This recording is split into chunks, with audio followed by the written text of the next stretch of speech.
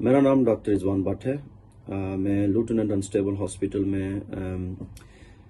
بطور acute medical consultant کے کام کر رہا ہوں۔ وسیع ٹی وی سے ظہور صاحب نے مجھے کہا کہ میں اپنا کووڈ ویکسین کا ایکسپیرینس آپ لوگوں کے ساتھ شیئر کروں۔ تو مجھے کووڈ کی ویکسین 4 دن پہلے لگی تھی، پہلا انجیکشن، اور دوسرا انجیکشن مجھے 3 ہفتے کے بعد لگے گا۔ تو میرا ایکسپیرینس تو یہ رہا جی کہ جب مجھے یہ ویکسین ادھر بازو پہ مسل میں لگی تو 15 منٹ کے لیے انہوں نے مجھے وہی بٹھائے رکھا تھا جو سب کو بٹھاتے ہیں کہ کوئی الرجک ری ایکشن کو آبزرو کرنے کے لیے۔ تو جب 15 منٹ گزر گئے تو اس کے بعد انہوں نے مجھے گھر بھیج دیا۔ پہلے 24 گھنٹے میں اس مسل میں جہاں مجھے انجیکشن لگا مجھے تھوڑا بہت درد تھا، لیکن اتنا درد نہیں تھا کہ میں پین کلر کی ضرورت پڑتی۔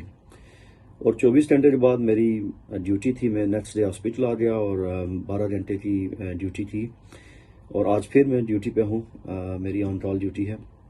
اور الحمدللہ بالکل 100% نارمل فیل کر رہا ہوں، اور کسی قسم کے کوئی سائیڈ ایفیکٹس ابھی تک مجھے نہیں آئے۔ کمیونٹی کے لیے میں یہی پیغام دوں گا کہ برائے کرم اگر آپ کو ویکسین آفر کی جاتی ہے، اگر آپ ہائی رسک ہیں تو آپ کو ضرور آفر کی جائے گی، تو اپنی باری پہ وہ ویکسین ضرور لگوائیں، اور ایسی تمام سازشی تھیوریاں جن کا کوئی ایویڈنس نہیں ہے ان پہ یقین مت کریں۔ جو بھی سازشی تھیوریاں ہیں کہ آپ کا ڈی این اے چینج ہو جائے گا، یا آپ پہ باڈی پہ یا دماغ پہ کوئی بندہ کنٹرول کر لے گا، یا کوئی سیریس قسم کے سائیڈ ایفیکٹس آپ کی باڈی پہ ہو جائیں گے، یہ سب مفروضے ہیں۔ میں نے ویکسین لگانے سے پہلے اس کی ساری پروفائل کو اسٹڈی کیا، جو ڈیٹا اویلیبل تھا اس کو بھی اسٹڈی کیا، اور یہ ایشورنس ہونے کے بعد کہ کسی قسم کے کوئی سیریس سائیڈ ایفیکٹس اس ویکسین سے نہیں ہیں، تب بھی میں نے یہ فیصلہ کیا کہ مجھے یہ ویکسین لینی چاہیے۔ آپ کو بھی میں یہی تجویز کروں گا کہ آپ ضرور لگوائیں، اور کسی بھی سازشی تھیوری پہ بغیر ایویڈنس کے بلیو مت کریں۔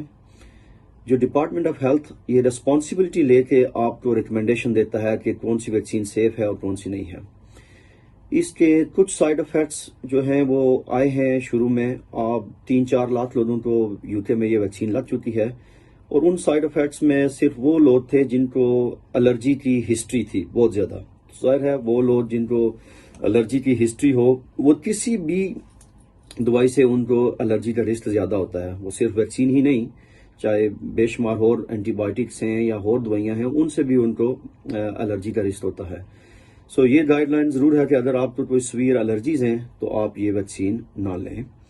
باقی جتنے بھی لوگ ہیں جن کو الرجی کی کوئی ہسٹری نہیں ہے لیکن ان کو ڈائبٹیز ہے، بلڈ پریشر ہے، جن کی عمر زیادہ ہے، تو برائے مہربانی آپ وہ ویکسین جو ہی آپ کو آفر کی جائے اس کو ضرور لیں۔ میری مثال آپ کے سامنے ہے، میں نے یہ ویکسین لی، اور میں نے سازشی تھیوریوں کو صرف اس لیے ریجیکٹ کیا کہ وہ صرف تھیوریز تھی، اور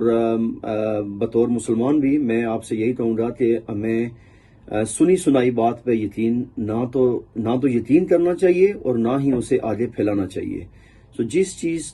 کی وہ حدیث بھی ہے کہ آپ کو کوئی خبر ملے تو پہلے اس کی تصدیق کر لو، اور جب تصدیق میں وہ چیز سچ ثابت ہو جائے پھر اس چیز کو آپ آگے لوگوں میں پھیلاؤ۔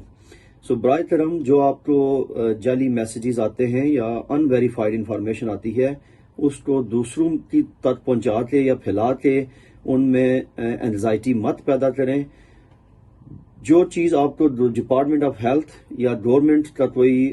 ادارہ کہتا ہے وہ ریسپانسبلٹی اور ذمہ داری لے کے کہتا ہے۔ برائے مہربانی آپ ڈپارٹمنٹ آف ہیلتھ کی گائیڈ لائنز کو سنیں اور مفروضوں پر دھیان مت دیں۔